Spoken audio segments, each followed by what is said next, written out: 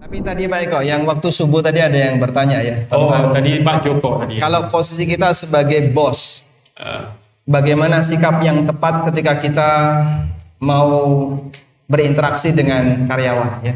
Ayo para bos, bangun Pak, bangun ya. Jaturu ya, Masya Allah. Yang belakang tolong yang tidur dibangunin ya.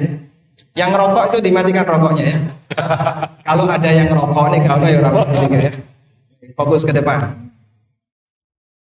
Jadi sikap yang perlu kita lakukan ketika kita menjadi seorang atasan, menjadi seorang bos ya.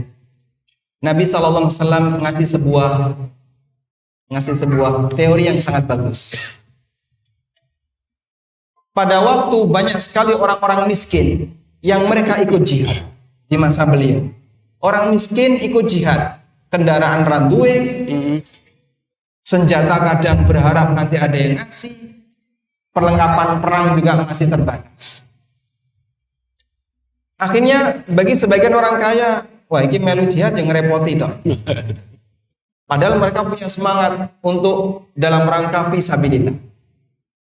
Maka Nabi SAW mengatakan, memberikan motivasi, wahal tunsaruna illa bidu'afaikum. Bukankah kalian itu ditolong oleh Allah disebabkan karena orang-orang lemah di tengah kalian? Maka jangan remehkan orang yang lemah ya.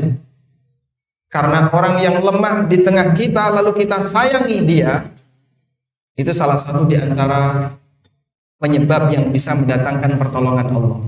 yang lemah itu gimana Ustaz? Bisa misalnya ya, karyawan di perusahaan Anda yang paling rendah gajinya siapa? Paling rendah gajinya.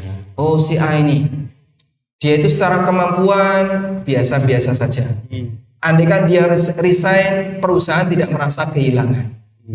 Dan gajinya paling rendah. Tapi Anda merawatnya, gak apa-apa, jenengan kerja di sini, monggo. Pokoknya dilakukan sebisanya dan tetap dia dikasih haknya sesuai dengan perjanjian. Merawat orang yang lemah untuk tetap ikut bekerja. Semoga itu menambah keberkahan bagi usaha. Wa hal tunsaruna illa bidu'afaikum. Kadang kan ada orang yang tiba-tiba melipir mepet kepada pemilik perusahaan. Pak, ada lowongan nggak Pak? Lah kamu kenapa? Saya nggak punya kerjaan.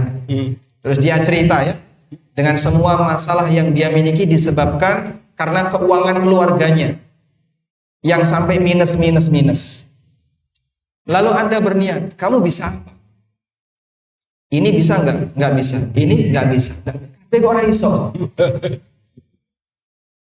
Kira-kira kamu bisa apa? Ya semoga ganjel pintu gak apa-apa Pak.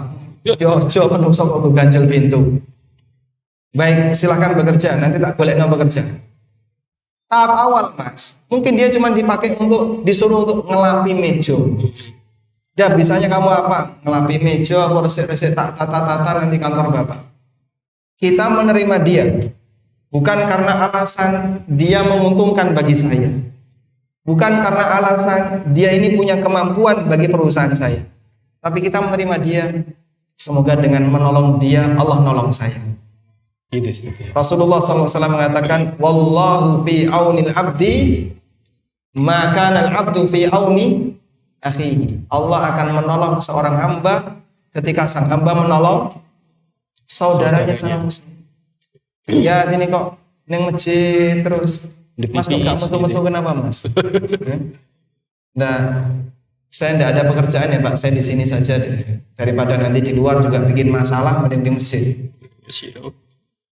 Sehingga Anda mungkin merasa kasihan, dia sudah silakan kerja di tempat saya.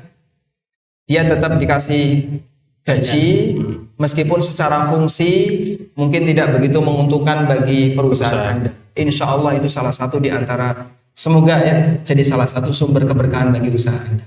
Ini mesaknya Ustaz ya. Betul. Alasan simpati mesak nih. Tapi ojo oke ya. Nek kabeh kaya ngene perusahaan jenengan bangkrut ya. Baik.